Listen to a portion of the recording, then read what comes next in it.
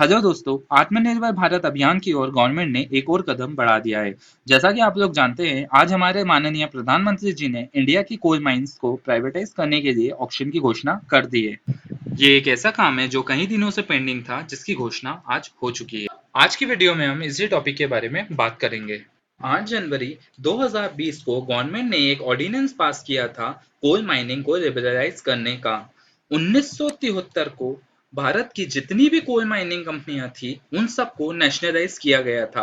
इसी कारण 1975 को कोल इंडिया लिमिटेड नाम से एक नेशनल कंपनी एस्टेब्लिश हुई। कोल इंडिया लिमिटेड भारत की एकमात्र ऐसी कंपनी है जो कोल निकालती है। जितना कोल निकालना चाहिए हम उतना कोल नहीं निकाल पाते। इंडिया दुनिया में 5वीं पोजीशन पे आता है कोल रिसोर्सेज में।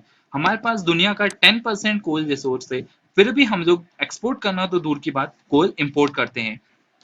जैसे कि हमने 2019 में 235 से 240 मिलियन टन कोल को इंपोर्ट किया था, तो हम 140 मिलियन टन को सब्सटीट्यूट कर सकते थे अपने ही रिसोर्सेज से, जिसकी टोटल कॉस्ट होती 1.80 लाख करोड़ रुपीस। ये 1.80 लाख करोड़ हमारे बच जाते, जो हमारा फॉरेन रेवेन्यू भी बढ़ाते।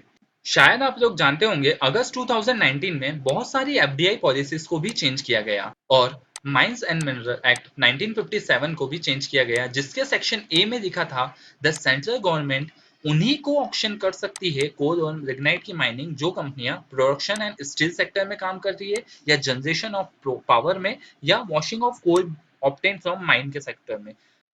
इस कारण गवर्नमेंट को रेवेन्यू भी बहुत कम था, क्योंकि जब ऑक्शन में जितनी कम कंपनियां अटेंड करेगी उतना ही गवर्नमेंट को रेवेन्यू कम होगा। Then mineral law amendment ordinance 2020, ये 2020 में एक ऑर्डिनेंस लेकर आई गवर्नमेंट, जिसमें उन्होंने इस एक्ट के सेक्शन 11 ए को चेंज किया, जिसमें उन्होंने चेंज किया it will allow coal mining for any company.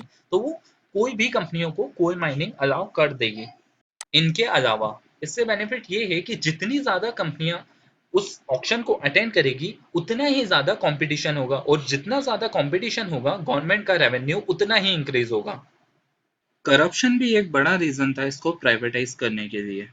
अब हम बात करते हैं हमारे माननीय प्रधानमंत्री जी के दिए हुए स्पीच के कुछ इंपॉर्टेंट लाइंस के बारे में।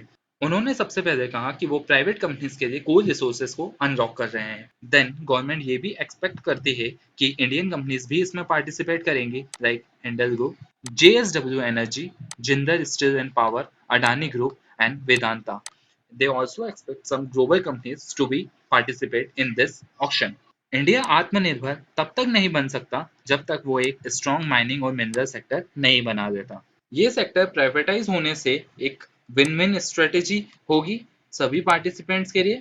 विन विन स्ट्रेटेजी का मतलब होता है सभी पार्टिसिपेंट्स को किसी न किसी तरीके से प्रॉफिट होना। इस रिफॉर्म से स्टेट गवर्नमेंट का भी रेवेन्यू बढ़ेगा, एम्प्लॉयमेंट अपॉर्चुनिटीज भी। इन कोल ब्लॉक ऑक्शन के कारण कई सारी जॉब्स भी इस एरिया में बढ़ेगी। गवर्नमेंट ने यह भी कहा है कि वो 50,000 करोड़ रुपीस इन्वेस्ट करेंगे इंफ्रास्ट्रक्चर बनाने में।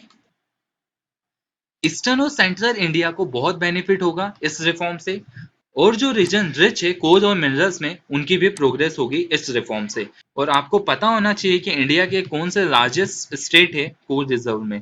तो सबसे पहले आता है Jharkhand, then Orissa, then Chhattisgarh, then west Bengal, then Madhya प्रदेश।